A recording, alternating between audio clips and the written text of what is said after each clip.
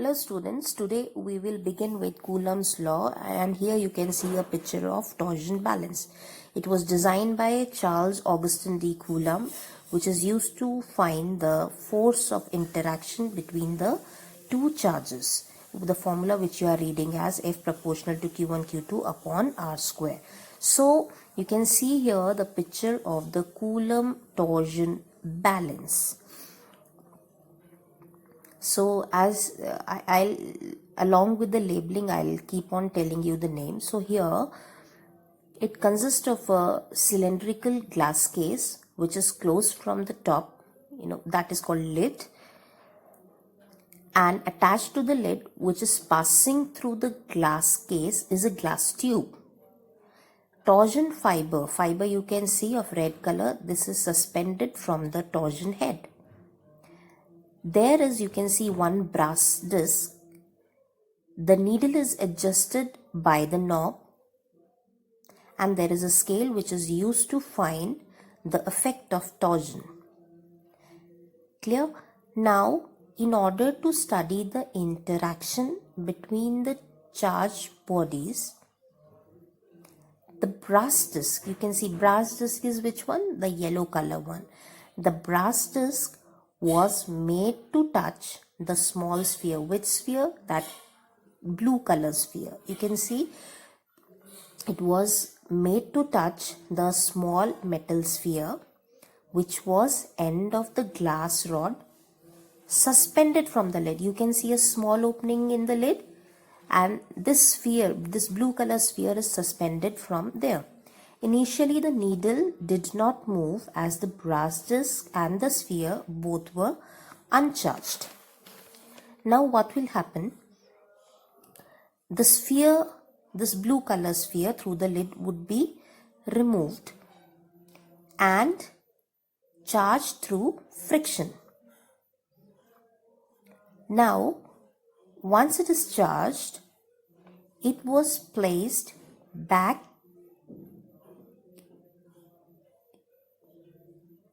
and the brass disc and the sphere both repel each other due to conduction, as they both now have acquired the same charge.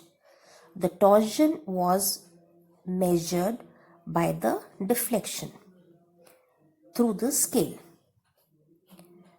Now, in order to measure the relationship between force and charge, he removed the sphere, this blue color sphere again, and now it is kept closer to another sphere which is uncharged, totally uncharged. Now what will happen? Due to conduction, the charge would be distributed between the two. That means if it had charge small q, now it will be left with charge q by 2. Now when it was put back, it was observed that the repulsion between them means this blue color and this yellow color brass sphere is less, which is shown by the small deflection.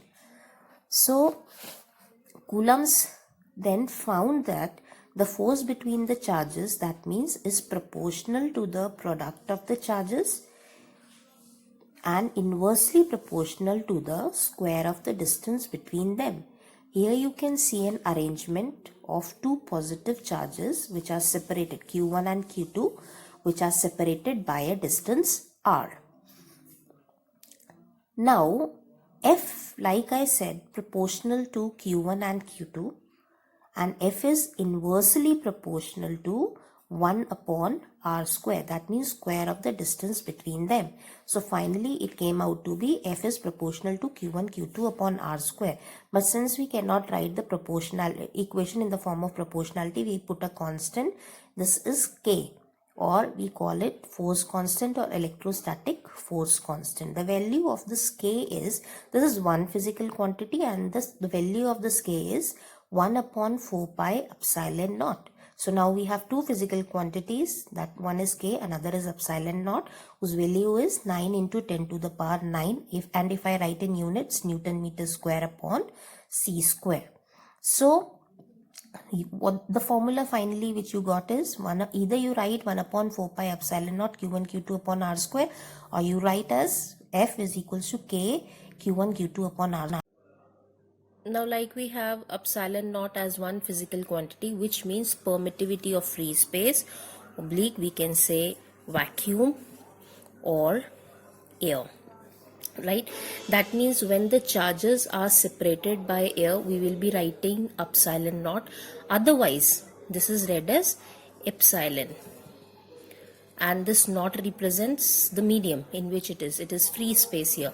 Otherwise, in the formulas, F would be, if both the charges, this arrangement is put in, suppose another medium, let's say water, this F would be, we'll write the formula as 1 upon 4 pi epsilon. Instead of epsilon naught, we'll be writing only epsilon, right? And this epsilon, if you understand in one basic term, it is like, you can see here the charges are repelling each other. That means although they are not in touch with each other, but they are repelling. That means this charge must be emitting something which is making this charge to repel, or vice versa. Same ways here also. So you actually, that term is your electric field. So you can understand it here. Let's say this is one charge, another charge is here. This is Q1, this is Q2. Let's imagine if it was initially emitting 50 field lines. Let's say it was emitting 50 field lines, right? Now if I put a medium in between, suppose the medium is changed, or I have put a medium, now only 40 field lines are, electric field lines are crossing. That means this medium has reduced the number of field lines to pass through it. This is what permittivity stands for. Now after the Coulomb's law, we'll do the Coulomb's law in vector form, and there will be two cases where Q1, Q2 can be greater than 0 or less than 0. So I have taken the first case when it is greater than 0. That means both the charges are positive, or you can say both the charges are negative. So in that case, let's say this is also a positive charge, so obviously both of the charges would be repelling. So this force would be this side, and this charge would be experiencing a force because of this Q2. Q1 will be experiencing force due to Q2, and Q2, this charge would be repelled this side due to Q1.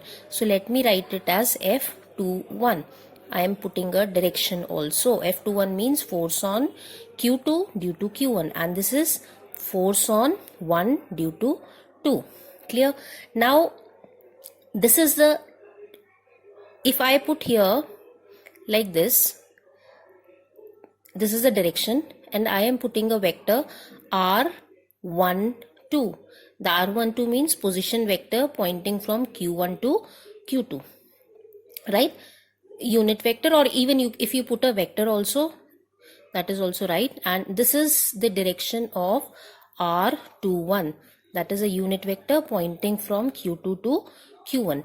So now if I write the equation for force, earlier how we were writing 1 upon 4 pi epsilon naught Q1 Q2 upon R square. Fine.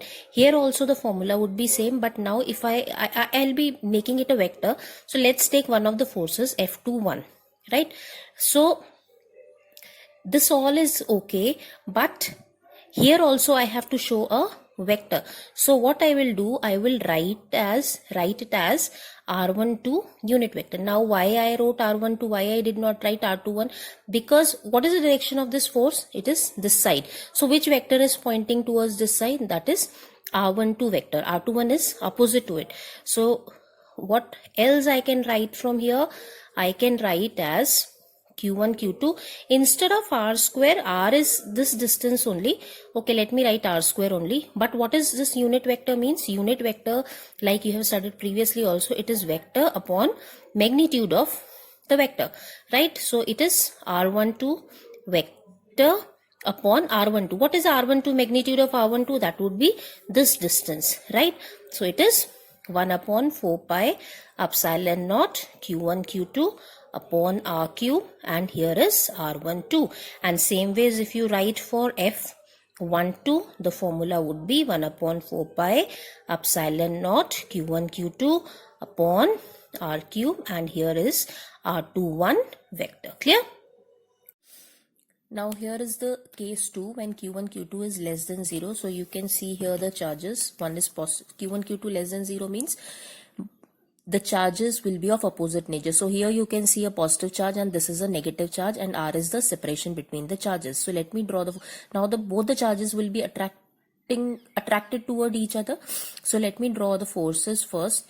So this q1 will be attracted toward q2 and q2 will be attracted toward q1. So if I write the forces, it would be F12.